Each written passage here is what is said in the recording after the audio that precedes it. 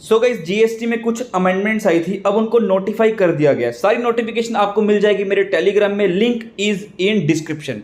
सो अभी बात करने वाले हम regarding waiver of late fees. Second बात करेंगे हम रिगार्डिंग ऑप्शनल कर दिए रिटर्न, कौन सी रिटर्न ऑप्शनल की है, किसके लिए की है, वो हम अभी चेक करेंगे। थर्ड, आप बैलेंस को ट्रांसफर कर सकते हो दूसरे जीएसटीएन में, अब कैसे करेंगे, किसका करेंगे, वो अभी हम चेक करेंगे। दूसरे जीएसटीएन का मतलब क्या है।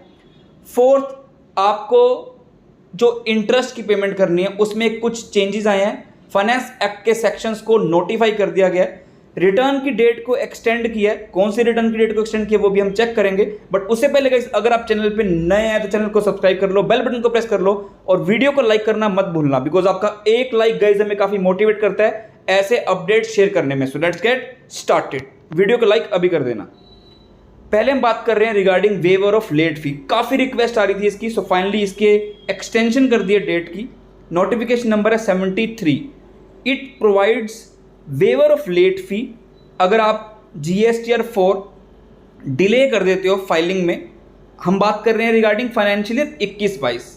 फाइनेंशियल ईयर 21-22 का जीएसटीआर 4 अगर आपने अभी तक फाइल नहीं किया तो आप इसे 28 जुलाई 2022 तक फाइल कर सकते हो। लेट फीस आपको नहीं लगेगी इस डेट तक। 47th मीटिंग हुई थी, उसमें ये अमेंडमेंट्स आई थी, अभी नोटिफिकेशन आई है कि लेट फी को वेव कर दिया जा रहा है टिल 28 जुलाई। नोटिफिकेशन मेरे टेलीग्राम में मिल जाएगी। बढ़ते हैं नेक्स्ट अपडेट पे। Now coming to the notification number 11 जो कि 5 जुलाई की आई है। इस नोटिफिकेशन ने पीरियड जो CMP 08 फाइलिंग करनी है for the quarter April to June 2022, इसकी डेट को एक्सटेंड कर दिया basis power conferred by section 148। Government ने क्या किया है, डेट को एक्सटेंड किया है अप्रैल टू जून के लिए कि आप CMP 08 फाइल कर सकते हो 31 जुलाई 2022 तक। Now the most important notification number 10 dated 5 July, section 44 किसकी बात करते हैं, एनुअल रिटर्न के लिए।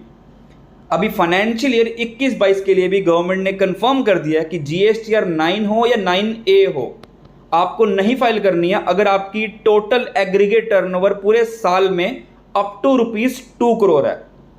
सो बेसिकली क्या बोला जा रहा है, the commissioner on the recommendation of the council hereby exempts the registered person, जिसकी पूरे साल में जो टर्नओवर है फाइनेंशियल ईयर 21-22 की 2 करोड़ रुपीस तक है, उनको एनुअल रिटर्न फाइल नहीं करनी है, चाहे वो 9 है या 9A है, फाइल नहीं करनी है। ऑप्शनल है, मैंडेटरी नहीं है, एग्जेम्प्ट किया जा रहा है फ्रॉम फाइलिंग एनुअल रिटर्न।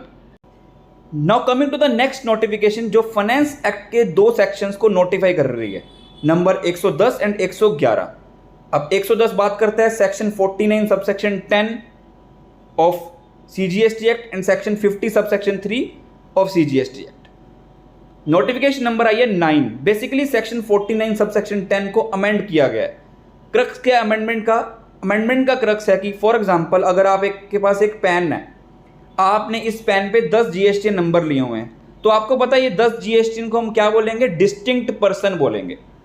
तो अकॉर्डिंगली अगर कोई ई कैश लेजर में बैलेंस पड़ा हुआ है किसी एक जीएसटीएन में और उस जीएसटीएन की कोई भी लाइबिलिटी नहीं है ई क्रेडिट ई लाइबिलिटी लेजर में, तो उस केस में वो पर्सन एक जीएसटीएन से बैलेंस को ट्रांसफर कर सकता है अपने कैश लेजर से दूसरे जीएसटीएन के कैश लेजर में, प्रोवाइडेड पहले जीएसटीएन पे कोई भी लाइबिलिटी ना हो। एक्सप्लेन करता हूं। फॉर एग्जांपल एक जीएसटीएन है महाराष्ट्र में, अब महाराष्ट्र के ई लाइबिलिटी लेजर में 0 लाइबिलिटी है, बट उनके कैश लेजर में बैलेंस पड़ा हुआ है, और एक इनका कर्नाटका का है, तो ये बैलेंस को, ये जो कैश बैलेंस है इसे ट्रांसफर कर सकते हैं कर्नाटका में, क्योंकि ये डिस्टिंक्ट पर्सन है। बट डिस्टिंक्ट पर्सन क्यों बोल रहे हैं, एक पैन पे है बट डिफरेंट जीएसटी नंबर है, एंटिटी तो एक ही है तो डिस्टिंक्ट बोला जाता है। तो अभी एक बार पढ़ लेते हैं कि अमेंडेड सेक्शन क्या बात करता है। अ रजिस्टर्ड पर्सन में on the common portal transfer कर सकते हैं amount of tax, interest, penalty या फी। आपको पता है हम PMT 09 से ट्रांसफर करते हैं, उसे भी अब चेंज कर दिया गया है, उसमें चेंजेस कर दिए हैं, बिकॉज अभी डिस्टिंक्ट पर्सन को ट्रांसफर करना है तो उसमें भी चेंजेस कर दिए हैं कि आप बैलेंसेस को ट्रांसफर कर सकते हो जो कि ई कैश लेजर में पड़े हैं दूसरे ई कैश लेजर में। किस किस के लिए ट्रांसफर कर सकते हो, IGST, CGST, SGST, SS के लिए ट्रांसफर कर सकते हो in such form and manner as may be prescribed. तो अगर आपने एक बार ट्रांसफर कर लिया तो मान लिया जाएगा कि shall be deemed to be a refund. ये लाइन आप स्किप कर सकते हो, मतलब ये इसलिए बोला जा रहा है कि हाँ अगर आपने एक बार ई कैश लेजर से ट्रांसफर कर लिया तो आप बाद में ये मत बोलना कि हाँ मुझे रिफंड चाहिए, ये नहीं बोलना है। कंडीशन क्या है आप ट्रांसफर करने की, आपकी कोई भी लाइबिलिटी अनपेड नहीं होनी चाहिए ई लाइबिलिटी लेजर में, ये कंडीशन है। इसके साथ ही एक सेक्शन 50 सबसेक्शन 3 है जो कि बात करता है इंटरेस्ट की on delayed payment of tax. इसमें बेसिकली बोला जा रहा है कि आपको जो इंटरेस्ट रेट पड़ेगा shall not exceed 24%। For example आपको आईटीसी क्लेम नहीं करना था, आपने उसे क्लेम करा।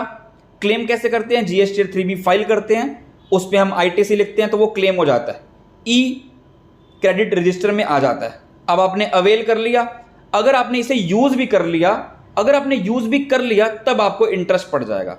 Where the input tax credit has been wrongly availed, avail कर लिया एंड यूज भी कर लिया। यूज मतलब आपने 3 लाख रुपए क्रेडिट क्लेम किया और आपने लाइबिलिटी 3 लाख से कम भी कर दी।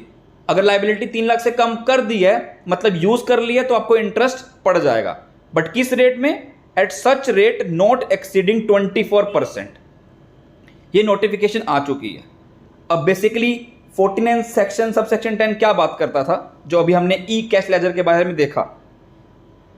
सेक्शन 49 सबसेक्शन 10 बेसिकली बात करता है कि आप ई कैश लेजर के बैलेंस को ट्रांसफर कर सकते हो to the E cash ledger of a distinct person.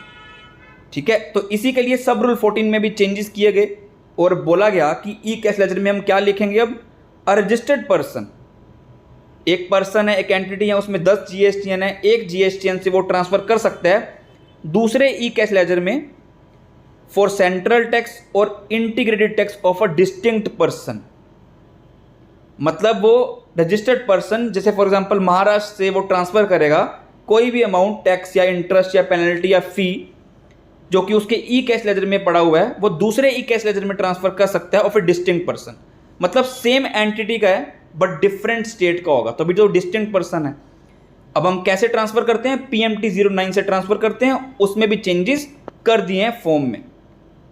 रही बात 50 सबसेक्शन 3 की, वो हमने आपको एक्सप्लेन कर दिया कि इंटरेस्ट कब पड़ेगा, जब आपने अवेल कर लिया और उसे यूज भी कर लिया। अगर आपने यूज नहीं किया तो फिर कोई दिक्कत नहीं है। कंडीशन क्या है, availed and utilised if both things are getting happened, मतलब अगर आप दोनों चीजें हो रही हैं एक साथ साइमल्टेनियसली तो इंटरेस्ट पड़ जाएगा। सो आई बिलीव आपको वीडियो काफी रेलेवेंट लगी होगी। नोटिफिकेशन को जाकर डाउनलोड कर सकते हो मेरे टेलीग्राम में से, लिंक आपको डिस्क्रिप्शन बॉक्स में मिल जाएगा। वीडियो को लाइक करना मत भूलना। Till then goodbye and thank you so much.